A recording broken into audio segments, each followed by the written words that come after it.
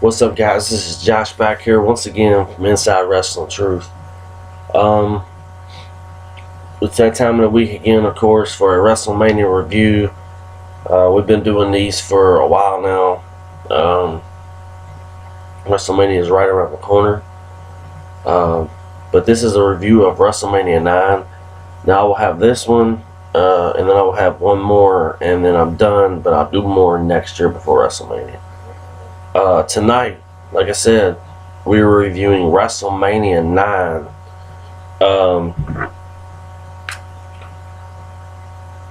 WrestleMania 9, of course, took place on April 4th, 1993 from Las Vegas at Caesar's Palace. This was the first event, or the first WrestleMania event that was held outdoors. This was the first WrestleMania event where the winner of the Royal Rumble would meet the WWF Champion. We did have one match that was scheduled for the event, which was Bam Bam Bigelow versus Kamala, which did not take place because they didn't have enough time. And we had a dark match. Tito Santana went over Papa Shango. But those are just some of the facts on the things before the show started. This show also will be the debut of Jim Ross. Everybody was wearing togas at this event.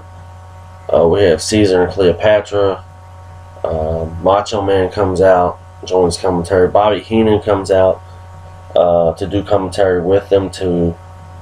He's riding a camel backwards. It's pretty hilarious. He falls off the camel. They all have togas on. Interesting stuff. We have the Intercontinental title match. We have Shawn Michaels, managed by Luna Vachon, that would take on Tatanka with Sensational Sherry in his corner. If you remember the history of this angle, Sherry was managing Shawn Michaels, and after she got hit by the mirror by Marty Jannetty, when Shawn Michaels put him in front, the mirror, she hated Shawn Michaels ever. That was the angle. Hating Shawn Michaels ever since.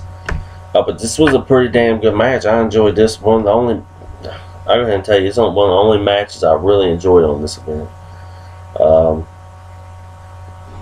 Tatanka and Shawn Michaels have put on a damn good match. I have to say, I gave it 3.5 stars out of 5. Tatanka would pick up the win by countout. If I remember this right, the referee messed up his spot and was late on the countout. It actually looked like it should have been a disqualification.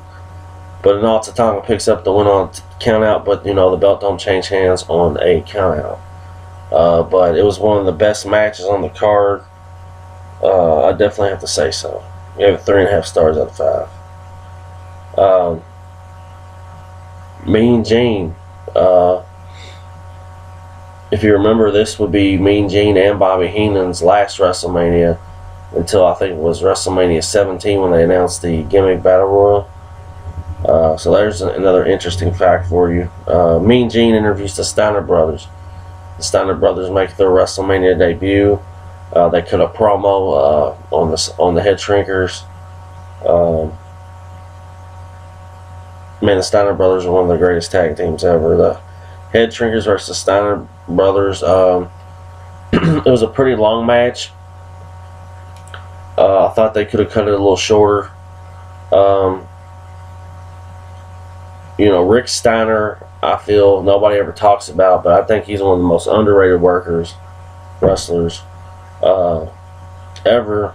I thought this match was pretty damn good. But there was a lot of missed spots in this match where people could have got hurt.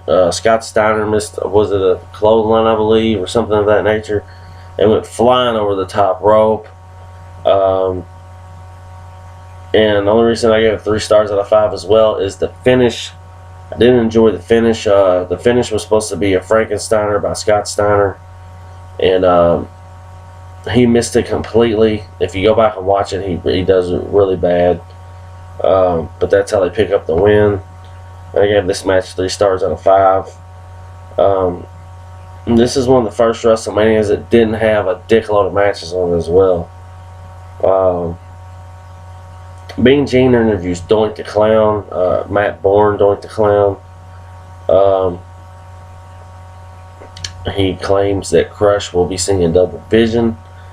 Then we go to a video package, shows the Doink and Crush history. If you remember, Doink apologizes to Crush because the week before he squirted water in his face from his flower. Crush then turns around and walks up the aisles. Doink is behind him and pulls out a fake arm and beats Crush with it. I really enjoyed Matt Bourne, man, when he was Doink. The evil Doink, I thought was awesome. But this match did not deliver. We have Crush versus Doink. It was just kind of sloppy, and they didn't mix well in the ring. The match was just poorly booked, and it wasn't executed well at all. We would see 2 Doinks. I believe the other Doink was Steve Kern, who played Skinner. I could be wrong, or it might have been Brooklyn Brawler. I'm not real sure. I had to look that up. I should have looked it up before I did this. But he would have come from underneath the ring, hit Crush with a fake arm, and Doink would pick up the win. I think I liked the finish in this match. Throughout the match, it was hard to deal with, and I only gave it 2.5 stars out of 5. And then we have another match. Razor Ramon versus Bob Backlund. This would be both of their WrestleMania debuts. I did not understand why they put these two together. You have Razor Ramon, who at that time was an amazing wrestler, could really go, and you put him in there with Bob Backlund, whose days were very past. This match, didn't enjoy it at all. It was quick. Only Razor Ramon would pick up the win. It also only got 2.5 stars. I felt it was just bad booking by the WWF at this time. Mean Gene interviews Money Incorporated. They talk about what they're going to do to the Mega Maniacs. Then they go to the history on Raw, where IRS hits Beefcake. Beefcake just came back from his parasailing accident. I believe it, yeah, and it crushed his face. If you don't know, he was on the beach, and when somebody ran into him and crushed his face, he had to get all redone. But in the storyline on Raw, this was one of the first Raws back in the day. DiBiase would hold Beefcake while IRS smashed him with the briefcase. At this time, Money Inc. was managed by Jimmy Hart.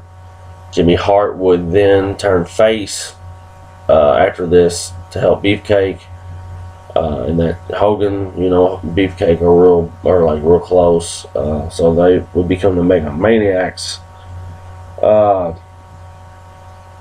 Jimmy Hart would manage the Mega Maniacs. Then we have the WWF Tag Team title. This match was another one of the good ones on the card.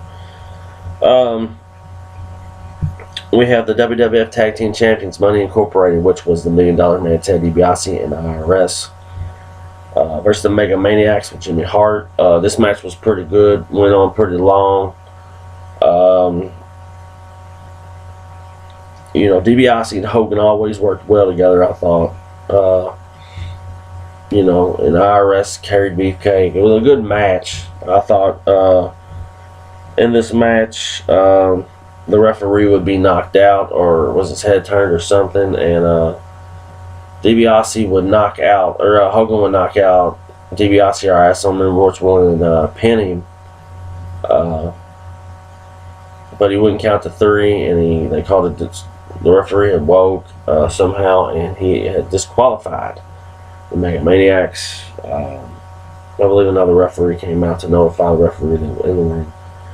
The Mega Maniacs thought they had won the titles. They were walking around with the belts, but Money Inc. would leave with the titles. No, I remember what happened now. Excuse me. The referee was knocked out, and Jimmy Hart switched his jacket inside out, and it was like a referee shirt. And he counted the 1, 2, 3, but the referee woke and he disqualified Mega Maniacs. That's exactly what happened. Sorry. But it was a good match. It got 3.5 stars out of 5 on my list.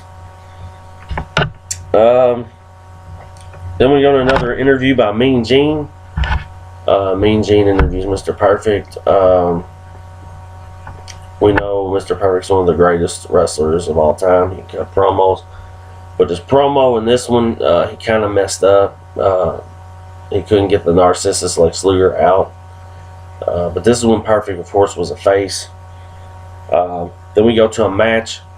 I know it's the narcissist Lex Luger versus Mr. Perfect. The history of this was Lex Luger was hired by Bobby Heenan to take out Mr. Perfect, who turned on him at Survivor Series 92. This match was pretty good, and I gave it a higher rating because if you know the real story behind this match, go watch the Lex Luger. It's on kayfabe commentaries. It's Lex Luger 93. He kind of talks about how Mr. Perfect forgot the whole match when he got to the ring. And Lex Luger thought Mr. Perfect was ribbing him, but he wasn't. He really forgot. But for Mr. Perfect to forget the match, I thought him and Luger had a really good match. I gave it 3.5 stars out of 5 as well. Luger would pick up the win on an interesting pinning combination while holding the ropes. And then at this time, if you all guys remember, I don't know if you remember back in the day, you new fans, I know you're not going to know, but Lex Luger was supposedly in this motorcycle wreck, and his forearm was full of steel plates, and he would knock everybody out with it, and he would do that to Mr. Perfect after the match. Mr. Perfect would then go look for him, find him, talking to Shawn Michaels. Perfect would attack Luger, and then Shawn Michaels and Lex Luger would jump Mr. Perfect. Shawn Michaels would do most of the work, and this created the feud between Mr. Perfect and Shawn Michaels, which would lead up to SummerSlam, I do believe. And I think Diesel, Kevin Nash, would debut soon as well. Good stuff.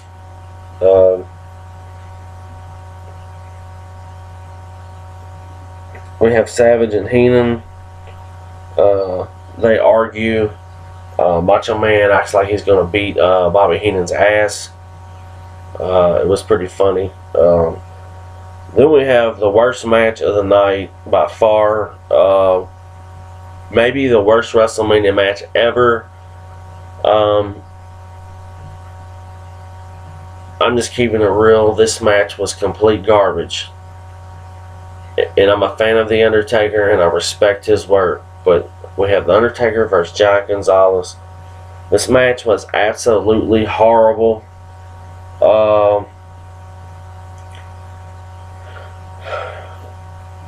They would do a few moves, not much. It's not Undertaker's fault. Giant Gonzalez was just fucking horrible. They tended to put these big goofballs that couldn't work with Undertaker. Undertaker did his best to make him look good, but he just couldn't with Giant Gonzalez. They would work for a little bit, and then they would do the spot where Giant Gonzalez got some kind of chemicals, I can't think of the name of it, and put in a rag and like smothered Undertaker. Undertaker's out. Undertaker wins by disqualification. After the match, they take him out on the stretcher. Giant Gonzalez is still in the ring. They take him on the stretcher and take him in the back, and about the time as Giant Gonzalez gets comfortable, the bells ring. Here comes Undertaker. Undertaker comes back to the ring and beats up Giant Gonzalez. But this match was absolutely horrible, and I gave it 2 stars out of 5. Lastly, this is the last part of WrestleMania 9. Not a real long event. we have the history of Yokozuna and Jim Duggan.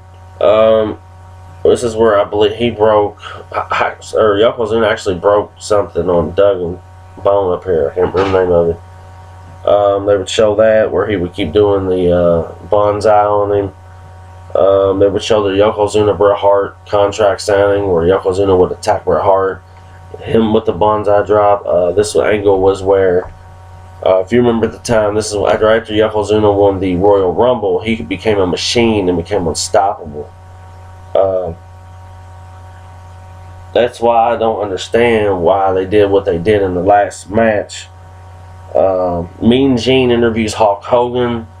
One thing I forgot to mention about Hulk Hogan at this event, he had a dotted eye. There's been a lot of rumors behind this. One was it was a jet ski accident. There's another one that states that Macho Man hit Hulk Hogan in the eye because of stuff that happened between Miss Elizabeth. I don't know how true any of these facts are. You remember Hulk Hogan had to disappear after WrestleMania 8 because of steroids, and he was back by WrestleMania 9. He came back right after the Royal Rumble. I want to say February of '93. But Mean Gene interviews Hulk Hogan. Hulk Hogan cuts a really corny promo. It don't matter. Then we have the match. We have Yokozuna with Mr. Fuji challenging the WWF champion Bret Hart. This match was okay. It went back and forth. This match I thought had a good ending when Mr. Fuji threw the salt into Bret Hart's eyes, and Yokozuna were pinning for the 1, 2, 3 and win the title. I liked it. I gave it 3 stars out of 5. I like that. What I don't like is what I'm about to tell you next, which happened is when Hogan has to come out and butt in like he is a goddamn savior. And then, Mr. Fuji tells Hulk Hogan, Yokozuna issues you a challenge. Bret Hart tells Hogan to go do it. Hogan and Yokozuna have a match for about 12 seconds, and Hogan beats Yokozuna and becomes WWF champion. I will go down and say that this is one of the worst endings in WrestleMania history. I like the WrestleMania event. Most of them are good, but this one was just god awful. Bad booking. It's like they didn't think this shit through. I only gave it 6 stars. That was being nice. I gave it 6 stars out of 10. My thing is, with the Yokozuna losing the belt to Hogan at WrestleMania 9, Hogan would only be with the company 2 more months. He would only be champion 2 months and lose it to Yokozuna again. My thing is, why wouldn't you just leave it on Yokozuna and have him beat up Hulk Hogan also at WrestleMania, and then have them Hogan challenge Yokozuna for the title at King of the Ring, and have him leave the WWE after that? He didn't need to be champion. There was no point in him being champion for 2 months. Why was he champion? Why did Yokozuna not leave with the title? What sense did this make? But this has been my review of WrestleMania 9. Definitely one of the worst WrestleManias of all time. And I was nice and gave it 6 stars out of 10. Next week will be my last one. We're going to do WrestleMania 10 from Madison Square Garden. Some good matches on that one. But until next time, peace.